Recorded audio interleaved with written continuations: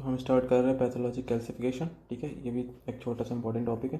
ठीक है, इसमें क्या होता है, abnormal deposition of calcium and small amount of other mineral. ठीक है, तो एबनॉर्मली डिपोजिशन हो जाए कैल्शियम का कहीं भी, तो उसको बोलेंगे अपन पैथोलॉजी कैल्सिफिकेशन। तो ये दो टाइप का कैल्सिफिकेशन होता है, एक डायस्ट्रॉफिक और एक मेटास्टैटिक। तो ये दोनों जो टाइप्स हैं इनमें डिफरेंस पूछ लेता है या फिर इनके बारे में इंडिविजुअली पूछा जा सकता है। ठीक है, शॉर्ट नोट 2 नंबर में या 5 नंबर में आ सकता है।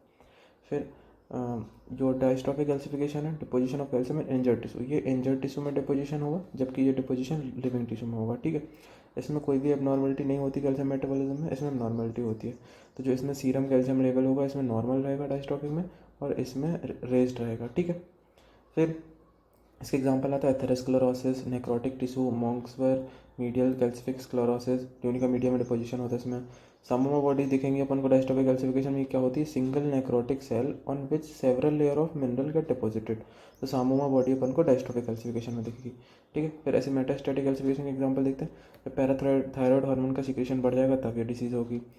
फिर तब एक ऐसा कैल्सिफिकेशन दिखेगा। डिस्ट्रक्शन ऑफ बोन टिश्यू में अगर डिस्ट्रक्शन होगा तब भी ये कैल्सिफिकेशन दिख सकता है, जैसे मल्टीपल माइलोमा ल्यूकेमिया के केस में, विटामिन डी रिलेटेड डिसऑर्डर में, रीनल फेलियर में, सर्कोइडोसिस में, मिल्क अल्कली सिंड्रोम में। ठीक है, फिर कौन कौन सी साइट्स होती है जहाँ पर ये एक्यूमुलेशन होता है, लंग्स में, किडनी में, ब्लड वेसल में, स्टमक में। तो लंग्स में मोस्ट कॉमन सबसे ज़्यादा चांसेस हैं, और लंग्स में भी कहाँ, एल्वेलर सेप्टा।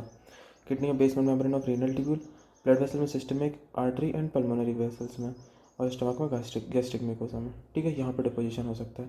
फिर ये इसकी मॉर्फोलॉजी में देखेंगे तो ये ग्रॉसली कैसे दिखेगा अपन को, फाइन वाइट ग्रैन्यूल्स दिखेंगे अपन को। ठीक है, और ग्रिटी एंड सैंड लाइक दिखेगा। ठीक है, और microscopically basophilic, amorphous and granular दिखेगा, और क्लम्प्ड अपीयरेंस होगा। तो देखो इसमें डायग्राम में दिख रहा है। तो नेक्स्ट आता है सेलुलर एजिंग। तो it is a result of progressive decline in life span and functional activity of cell. Cellular ageing मतलब कि धीरे धीरे जो सेल है उसकी एज बढ़ रही है, मतलब सेल डेथ की तरफ जा रही है।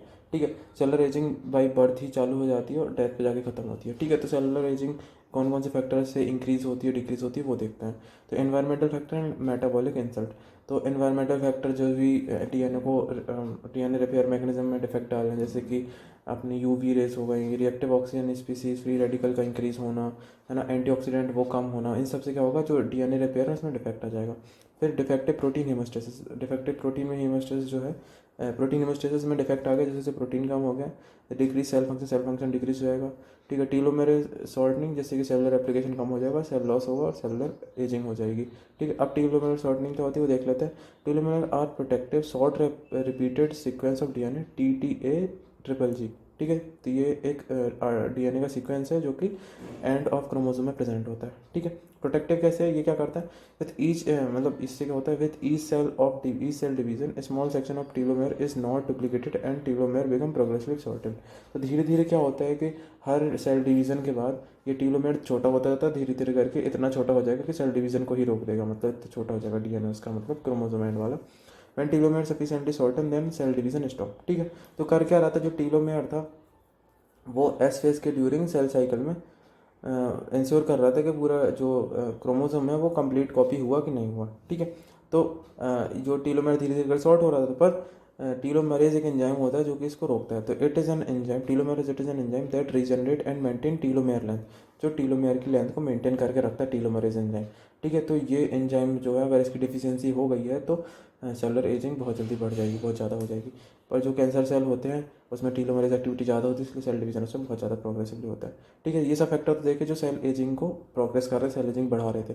पर एक कैलोरी रेस्ट्रिक्शन करके, मतलब अपन कम कैलोरी इनटेक करेंगे तो उस वजह से जो लाइफ स्पैन है वो बढ़ेगा और सेलुलर एजिंग कम होगी। वो कैसे होता है कि जब कैलोरी रेस्ट्रिक्शन में जाता है पर्सन तो उसमें IGF, इंसुलिन ग्रोथ फैक्टर, वो क्या होता है, उसके एक्टिवेशन में रिड्यूस होता है।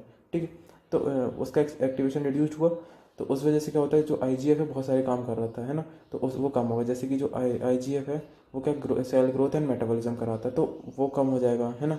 और इसको इनहिबिट करके या फिर ये कम एक्टिवेट होगा तो उसके कारण क्या होगा, reduction in error in DNA replication. तो डीएनए रेप्लिकेशन में भी जो एरर थे वो भी कम हो जाएंगे, है ना। प्रोटीन हेमोस्टेसिस बेटर होगा, है ना। और ये सब जो है, ये सब फैक्टर जो है वो सेल एजिंग को कम करेंगे। ठीक है, और इम्यूनिटी को भी इम्प्रूव कराता है ये सब। तो कैलोरी रेस्ट्रिक्शन एक इम्पॉर्टेंट है लाइफ स्पैन को बढ़ाने के लिए और सेलुलर एजिंग को कम